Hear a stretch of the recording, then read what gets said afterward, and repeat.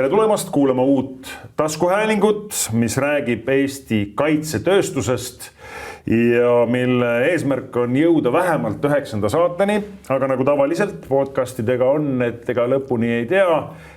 Rahva tungival nõudmisel võib tulla lisa ja võib tulla veel teine hooaeg, kõik sõltub sellest, kuidas Delfi tasku kuulajad selle saate vastu võtavad. Mistõttu kõigepealt kiitus Delfi taskule, kes sellise saate ellu on kutsunud, et tutvustada Eesti kaitsetööstust. Mina olen selle saate juht, vähemalt järgmised 9 osa, minu nimi on Rasmus Kage, olen ettevõttest Agenda ja et asi oleks klaar, siis muuhulgas annan ka Eesti Kaitsetööstusliidule nõu. Aga selleks, et see saade saaks võimalikult ülevaatlik ja põnev ja tutvustaks kõiki neid nurki, mida Eesti kaitsetööstusettevõtted 15 aasta jooksul teinud on ja kavatsevad teha, hakkavad siinsamas saates käima väga erinevad eksperdid erinevatest Kaitsetööstusliidu ettevõtetest, ministeeriumist, Riigi Kaitseinvesteeringute Keskusest, Kaitseväest ja usume, et see saab olema põnev sõit.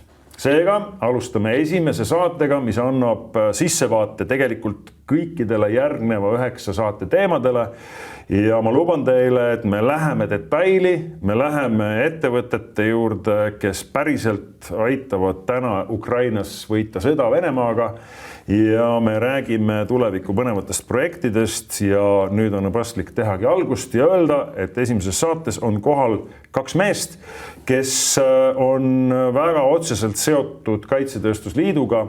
Kõigepealt Ingvar Värnamäe, kes on täna Kaitsetööstusliidu nõukogu liige ja Ingvar on juhtinud Kaitsetööstusliitu aastatel 16–18 ja Kalev Koidumäe, kes on täna Kaitsetööstusliidu tegevjuht juba siis 2 aastat.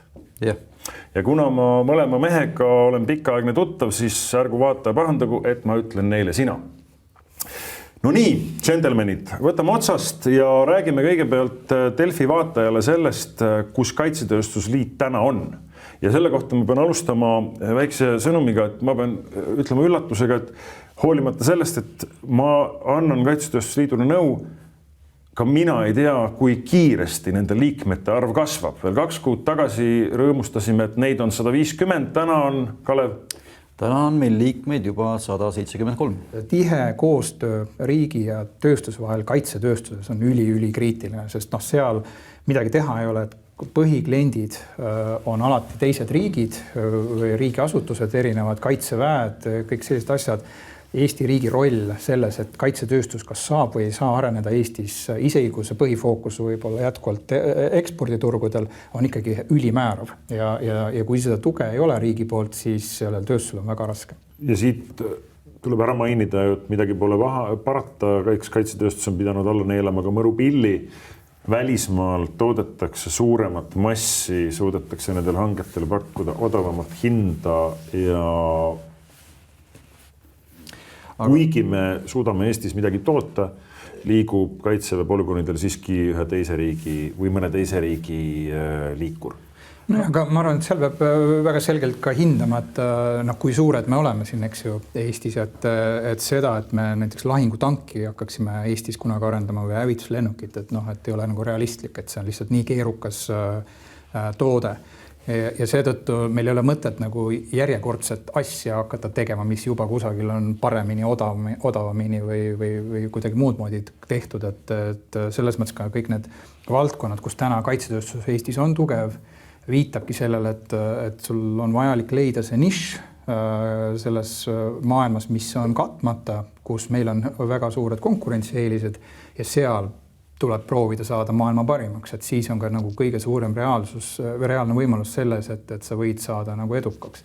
Ja ma arvan, et kogu see robootika pool, sensoorika pool, kõik, mis meil siin on olnud, tegelikult tänased edulood siiamaani tulenevad sellest, et kusagil on olnud nii-öelda see meie tugev IT-maailm, eks ju, Eesti riigi poolt, mis absoluutselt nagu toodab seda või annab sisendit sellesse, et ka see kaitsetööstus saaks tugevalt areneda, see küberkaitse valdkond ei tekkinud ju õhust, vaid täpselt sellest samast 2007. aasta pronksiöö tulemusest ehk et kus oli mingi reaalne kogemus, mida me saime nii-öelda maailma mastaabis nagu rahaks teha, nii et seda laadi asju tuleb kogu aeg silmast pidada, et mis meie need võimekused on ja sellele vastavalt siis ennast kalibreerida.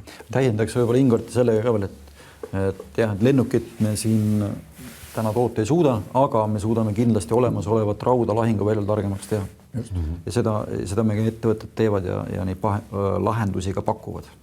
Ma arvan, mis on nagu kaitsetööstuse vaatest huvi kindlasti on see, et olla varem kursis plaanidega, et mis meie Eesti kaitseväel on, et ei jõua Eesti kaitseväeni see info alles siis, kui hange väljas on, et siis on nagu väga hilja alustada mingi asja ettevalmistamisega ja siis on väga suur šanss, et mõni välisettevõte tuleb lihtsalt ja paneb selle hanke kinni, kuna tal on need asjad tõenäoliselt juba varem välja arendatud. Kui peaks juhtuma olukord, et maailmas on midagi väga palju keerulisemat või sihukest suuremat toimumas, siis nagu me koroona ajastul ju nägime, et riigid lähevad väga kiiresti lukku ja sa istud tegelikult nende võimete otsas siis, mis sul riigis on olemas. Ja kui sul sel hetkel sa avastad, et tegelikult me ei ole mitte midagi siin välja arendanud ja ehitanud ja me toetume 100% välisettevõtetele või välisriikidele ja nende otsustele, et kas me midagi võime kasutada või, siis ühel hetkel võib see seis olla üsna nagu problemaatiline ja ohtlik isegi.